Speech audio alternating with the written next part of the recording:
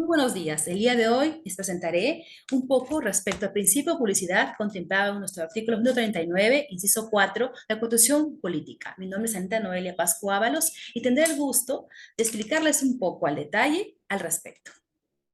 Dentro del índice incorporaremos la introducción, la importancia, su contenido doctrinario, la vulneración al principio, jurisprudencia relevante para el caso, conclusiones finales y referencias bibliográficas.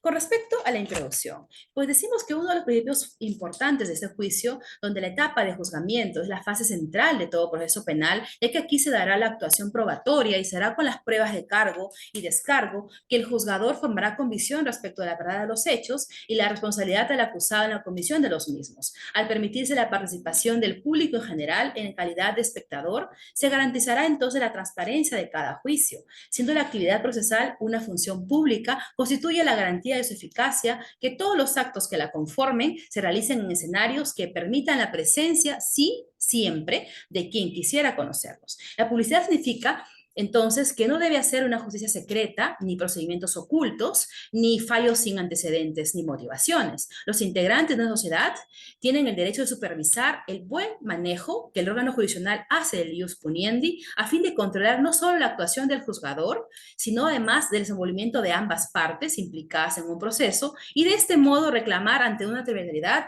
o ante un posible abuso del derecho o ver con mayor confianza el funcionamiento de un sistema de justicia muy transparente y justo. Asimismo, la importancia radica en que consolida la confianza popular en una correcta administración de justicia, motiva la responsabilidad de los magistrados y además evita que causas ajenas al proceso interfieran o incidan en el órgano jurisdiccional y con ello en las sentencias emitidas. Sirve además como medio para el fortalecimiento de la confianza del pueblo en sus jueces y además de la seguridad jurídica de las mismas. El jurista Víctor Jimmy Arbulú Martínez afirma que permite a la ciudadanía saber qué dice el acusado, que detecte si su versión hay imposturas o incongruencias, cómo reacciona ante un interrogatorio del fiscal, verá si el representante de la fiscalía ha realizado una labor inteligente y adecuada para demostrar la responsabilidad del acusado o la defensa técnica ha realizado una estupenda labor demoliendo la tesis del fiscal. Así, la finalidad de la publicidad es que el procesado y la comunidad tengan conocimiento sobre la imputación, la actividad probatoria y la manera como se juzga y cómo se lleva a cabo un proceso, desde el inicio hasta su término.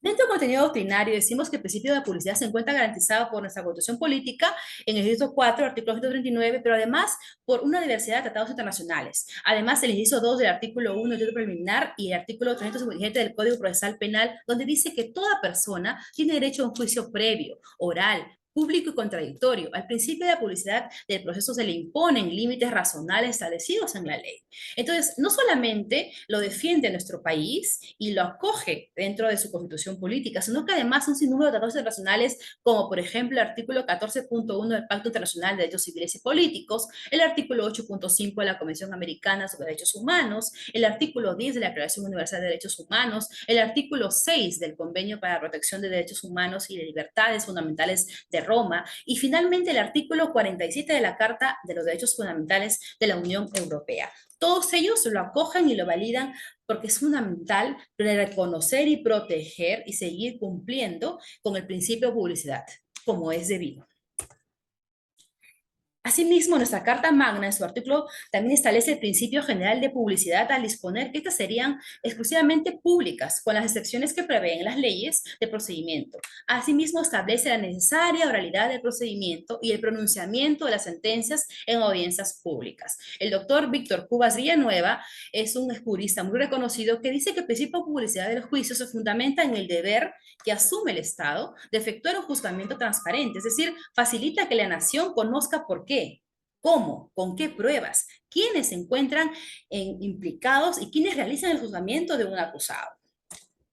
Dentro de la vulneración de principios tenemos que, salvo disposición a la ley ante la tutela de bienes jurídicos fundamentales, como por ejemplo la integridad sexual, el derecho al honor de una persona, la intimidad personal, la reputación, derecho a la imagen, derecho a la intimidad, integridad física y moral, entre muchos otros más, derivados todos de los derechos de la personalidad y particularmente el principio de la dignidad de la persona humana, la seguridad del Estado o la defensa nacional, todos constituyen una amenaza a la estabilidad jurídica y social de los los estados. Entonces señala la excepción al principio de publicidad cuando se trata de tutelar intereses superiores, como por ejemplo los casos de derechos al honor de una persona, los delitos contra la libertad sexual, la vulneración del principio debido al empleo de videoconferencias en audiencias de juzgamiento, son ese producto de los problemas en la implementación de un sistema virtual de las audiencias en juicio penal, ya que a raíz de la pandemia, cuando eran completamente públicas, ahora se han tenido que considerar ya virtuales. Entonces, de cierta forma, se han tornado reservadas, restringiéndose el acceso del público. Las audiencias virtuales ya no está asegurado, salvo que el Poder Judicial posibilite la obtención del vínculo electrónico a través del MITS de las audiencias a personas que tengan las condiciones de poder conectarse.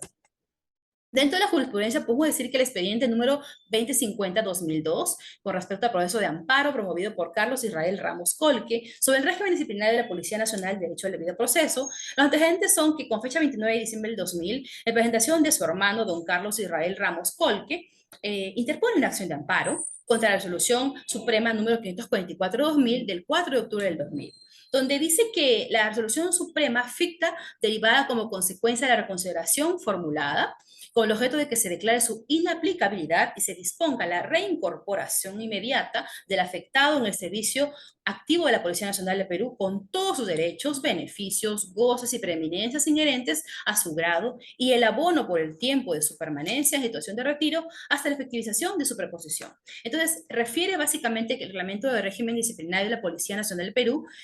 aprobado mediante el Decreto Supremo número 00997, publicado en el Diario Oficial del Peruano el 13 de febrero del 98, la omisión de publicar el texto del reglamento de régimen disciplinario de la Policía Nacional donde se viola el artículo 109 de la Constitución. ¿Por qué? Porque dice que la ley es obligatoria desde el día siguiente de su publicación en el diario oficial, salvo disposición contraria de la misma ley que posterga su vigencia en todo o en parte. Entonces establece que es la ley la que tiene que ser publicada. El Tribunal Constitucional considera que en dicha frase debe entenderse prima facie a cualquier fuente formal del derecho y en especial a aquellas que tienen una vocación de impersonalidad y abstracción. Entonces falla revocando, ¿no?, la recurrida en respecto a revocar la apelada, declara improcedente la acción de amparo y la reforma la declara fundada, en consecuencia inaplicable al demandante de la resolución suprema número 544-2000 de la Policía Nacional del Perú del 4 de octubre del 2000 y ordena que se reincorpore al demandante la situación de actividad con el reconocimiento de sus derechos y prerrogativas inherentes a su cargo. Es decir, incluye también las económicas. Entonces, podemos decir finalmente que el principio de publicidad es la garantía inherente a todo debido proceso, cuyo titular no solo es el imputado en su dimensión interna, sino que también la ciudadanía en su dimensión externa, con derecho a acceder a las actuaciones judiciales llevadas a cabo dentro de un marco de un proceso debido. No se limita tampoco únicamente a la fase de juicio oral, sino que en virtud tanto del derecho al acceso a la información que poseen como del eje de libertad e igualdad sobre el cual se construye un Estado democrático de derecho que proscribe ciertas arbitrariedades. Además, podemos decir que el fundamento del principio de publicidad es que el servicio de justicia es un servicio exclusivamente social, es decir, que lo ocurrido en los tribunales no es de interés exclusivo de los litigantes o de ambas partes implicadas en un proceso, sino que es de toda la sociedad en conjunto, a efectos de que pueda establecerse una relación de confianza entre los órganos jurisdiccionales y la comunidad. Hasta aquí, muchísimas gracias por su apoyo y por haberme permitido escuchar y compartir un poco mis investigaciones al respecto. Que tenga buen día.